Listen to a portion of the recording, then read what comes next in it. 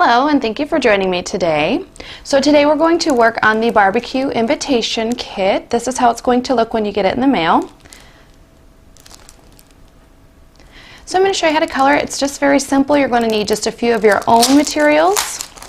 You will need your own markers, your own adhesive, and pop dots if you'd like to pop this up off of the invitation. So this is just actually a very standard invitation. It's not opened or closed. You're just going to use one sheet of black cardstock. And then we've got the other piece of the pattern paper that's already pre-cut to the right size for you. And we've also got our little barbecue stamp on the side here. So I'm just going to really show you how to color it and piece it together. So this one is so simple, and you can use this for so many different things. It doesn't just have to be a barbecue or a picnic. So I'm going to go ahead and get started. And have fun with the colors. You know, you don't have to do the very standard primary colors. I'm going to use pink and green for my watermelon. I'm going to use, yellow for my corn and green for the little corn holders. Just have fun, and then we'll do a bit of shading as well.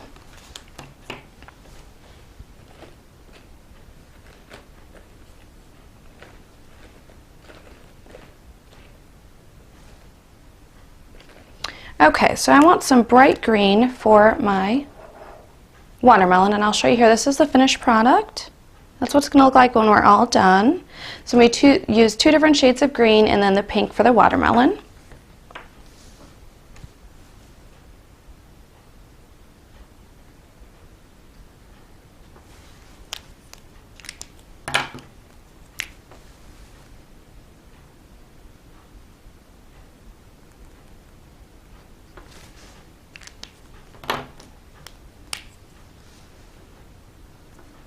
Let's see, and I think I'm going to use a different pink. I think this one's going to be a little too dark, so I'm going to grab something lighter.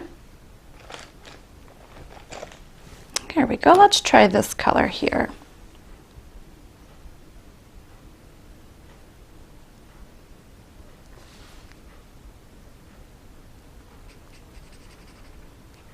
So I'm using two different kinds of markers. I like to mix things up. I don't always stick with just one product. So these are actually Crayola. Believe it or not, they're called Super Tips. Super Tips from Crayola. And then I'm also using Sugarloaf. I love Sugarloaf. They're a brush type of marker, so you've got a brush on one end. And then we've also got a very, very thin writing tip at the other end. I just love them. They're great for blending, and if I need something, some very fine detail, I just use a simple thin tip. And then I just love brush markers, so I usually stick with my Whispers. These are called Whispers Strokes. All right, so I've got my watermelon done. I'm going to move on to my corn. And these are all stamped in StazOn. I love StazOn because you can go ahead and color on it. You don't have to worry about the ink blurring and messing up your project. So there's my yellow corn. Switch back to my green for the corn holders. There we go. Switch over to my hot dog. And let's see. I think I'm going to go for red for ketchup. I know there's a lot of mustard lovers out there, but I'm a ketchup girl, so I'm going to go for red for ketchup.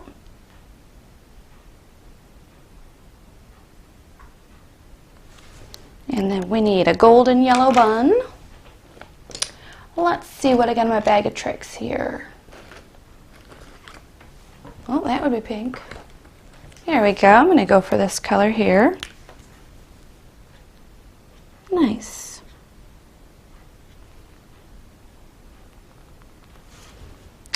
And, let's see, shall we have some sweet tea? Because what's the barbecue without sweet tea? So I'm going to go for a lighter brown color marker. Again, this is my Super Tips from Crayola. The only reason this one's black is it's scented. Same color as the regular. Let's see, we'll do some of these brown, but I'm going to leave some white for ice cubes.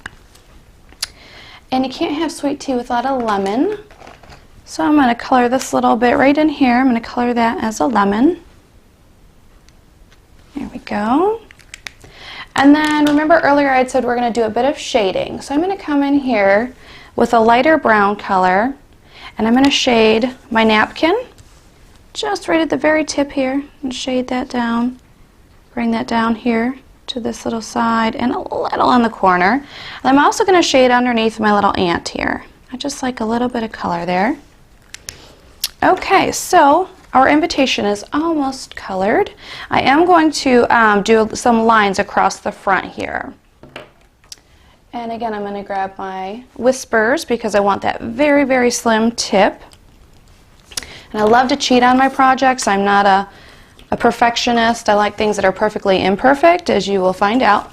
So I'm just going to take my black cardstock here because it's black, it's not going to matter. Nobody will see if you get a smidgen of marker. So I'm just going to draw my own lines here. I'm going to do this upside down. Seems to work better for me. And I'm just eyeballing it. I'm not going to take the time to measure. And you know what? If it's not perfect, that's fine. It's a homemade invitation. It doesn't have to be perfect. I'm just going to come down, kind of eyeball that again. Run another line. We need one more for our RSVP. All right, there we go. So show you here, that's going to be the front of our invitation. And we've got one more thing to color before we can start gluing our invitation together.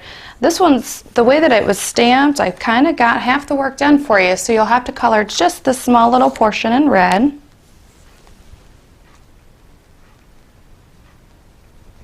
There we go. Got a red lid on our barbecue there. And you know what? I did that upside down. No problem. We'll fix it. So we're going to color the top portion in black. But it's your barbecue. You could do it however you wanted. If you like the top in red, that's fine too. So we're just going to go over that. There we go. And then I'll come back in at the bottom with some red.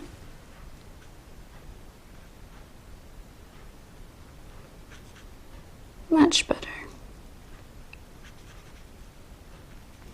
Okay, so there's my little barbecue. And because this paper is not very absorbent, I'm just going to go over this top one more time.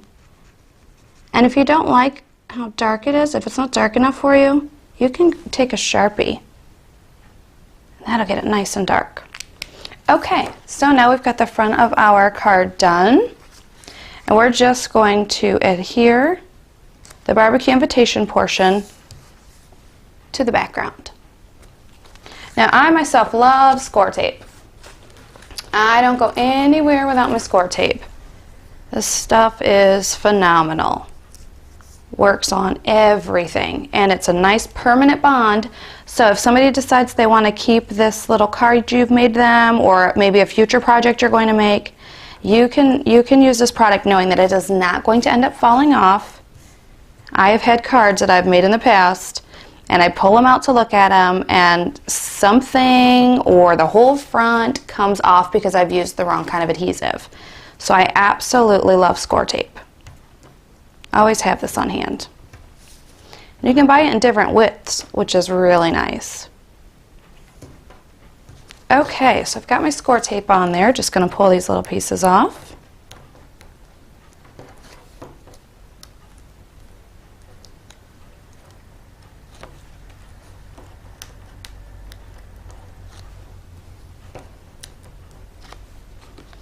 Alrighty, just kind of eyeball this. Get it positioned where I would like it. Try to make sure that all of the sides have about the same amount of paper showing. And like I said, it's not perfect, that's okay. Alright, so the last piece for the invitation itself is we're just going to put these two pieces together. So again, I'm going to break up my good old score tape.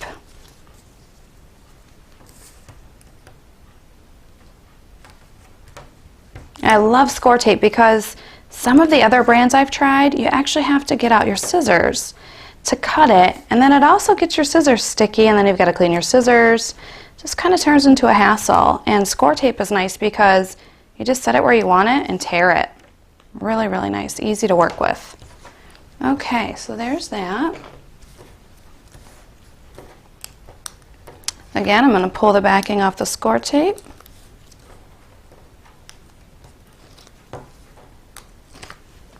Okay, And again, we're just going to kind of move this around till I see just the right amount of background that I want to see all the way through. And your kits are already pre-cut for you, so you'll know that when you get your kit, everything's going to be cut to the right size. You don't have to worry about anything not looking good when you put it together. Okay, so there we go. So there's my invitation, nice and simple. You can fill this out with the place, the time, and your phone number to RSVP or your email. A lot of people love that now. And then I've already got the envelope is already stamped as well. So I've got my stamp here. It's a little basket with some ants carrying the basket away. And then on the back, I just thought it'd be really cute to run a bunch of little ants across in a line. So let's go ahead and color that, and then we're almost done. So this is such a simple card to do. When all the work's done for you, not much left to do but to color it and put it together. So again, I'm going to take a couple of my markers here. I'm going to use a light pink and a light blue.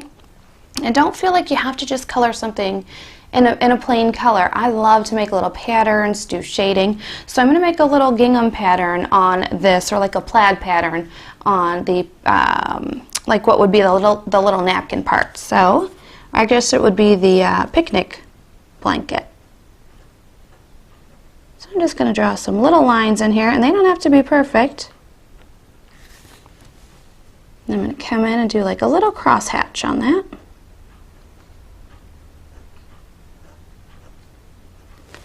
Alrighty, there you go. Should be able to see that. Since I've got my little crosshatch, I'm going to come in with the brush portion of my pink marker and just take it over top.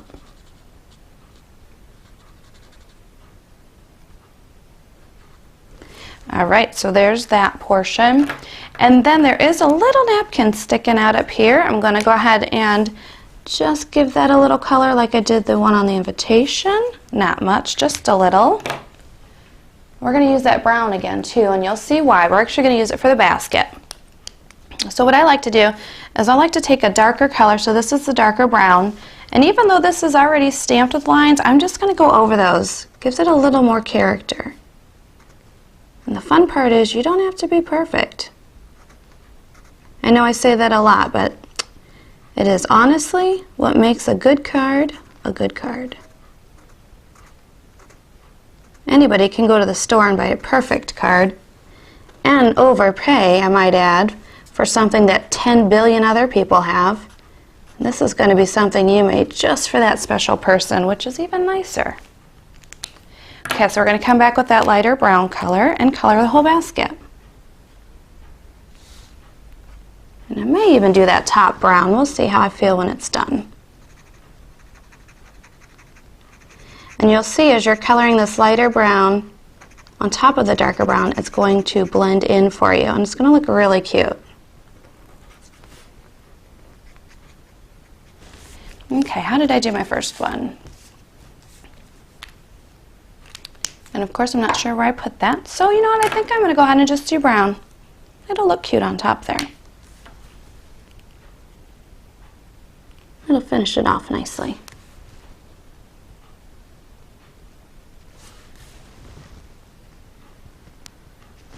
Okay, there we go. And I'm going to come back in with this lighter color brown again, this light tan, and I'm just going to scribble just a little underneath the ants. Give them a little bit of a shadow, just so you know they're doing something. And again, I'm just scribbling that underneath each ant on the back side of the envelope.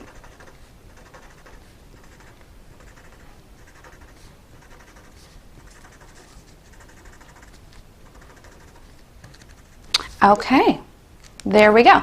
So this whole project is done, and it didn't take very long. And of course, the more you do them, the easier it becomes and the less time it will take. So here's my finished product. I've got my little barbecue invitation, and then I've got my picnic basket on the front. Kind of lets your guests know what they're going to expect when they open the envelope. I love to finish every single envelope I send out.